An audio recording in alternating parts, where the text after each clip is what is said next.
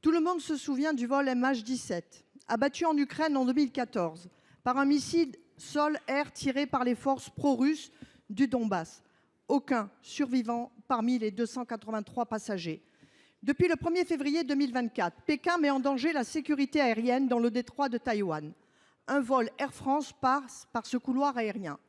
L'administration de l'aviation civile chinoise a décidé unilatéralement d'une modification de ses itinéraires de vol dans le couloir aérien M503 qui viennent désormais frôler la frontière aérienne officieuse entre Taïwan et la Chine. L'objectif de Pékin est clair, harceler les défenses aériennes de Taïwan et de se servir du passage d'avions civils pour camoufler des manœuvres militaires. Taïwan condamne cette décision et pointe les conséquences néfastes en termes de sécurité des passagers internationaux, dont nos ressortissants en provenance et à destination de Shanghai. La révocation de l'accord aérien conclu en 2015 entre les deux rives du détroit de Taïwan constitue un coup de force et porte atteinte au statu quo. Malgré une résolution du Sénat votée en mai 2021 et les différents appels de nombreux pays comme la France, la Chine empêche la démocratie taïwanaise de siéger à l'Organisation de l'aviation civile internationale. La question que je vous pose, monsieur, j'y associe, monsieur le ministre, mon collègue Olivier Cadic. Que va faire la France pour amener la Chine à revenir à l'accord aérien conclu avec Taïwan en 2015 et sécuriser ainsi nos ressortissants? Je vous remercie. Permettez-moi d'abord peut-être un commentaire sur l'actualité que vous venez de décrire. Nous sommes évidemment très préoccupés par les tensions croissantes dans le détroit de Taïwan. Et pour être très clair sur notre position et la remettre ici de manière transparente avec vous, toute modification unilatérale du statut, nous sommes opposés, ainsi que tout usage de la force et de la coercition, nous y sommes opposés également. Pour être très clair, la position de la France est très constante de ce point de vue-là. C'est un message que la France porte d'ailleurs à haut niveau auprès des autorités chinoises, en les encourageant d'ailleurs à privilégier le dialogue et éviter toute escalade.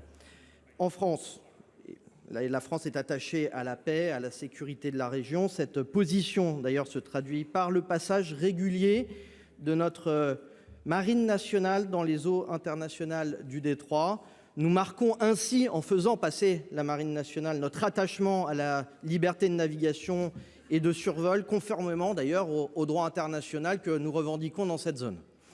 S'agissant de l'organisation de l'aviation civile, puisque c'était votre question, nous regardons de près avec nos partenaires le développement lié à Taïwan et nous veillons dans ce cadre à ce que son absence ne compromette pas la sécurité aérienne, évidemment, mais plus largement, Madame la sénatrice, vous le savez, nous avons également une position constante de ce point de vue. Nous soutenons également, dans le respect de la politique d'une seule Chine, la participation de Taïwan aux travaux d'organisations internationales.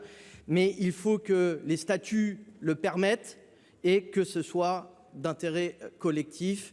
Et donc, cas par cas, les organisations donneront un avis que la France suivra à partir du moment où nous sommes dans le cadre du droit international. Merci.